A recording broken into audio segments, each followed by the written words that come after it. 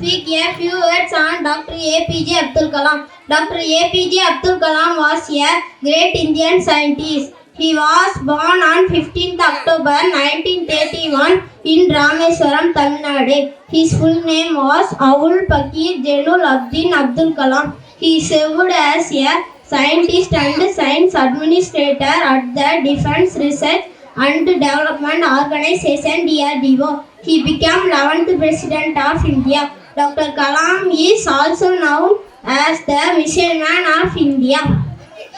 He had been honored with Bharat Ratna for his contribution. We are proud of him. Dr. Kalam died on 27th July 2015 in Shillong.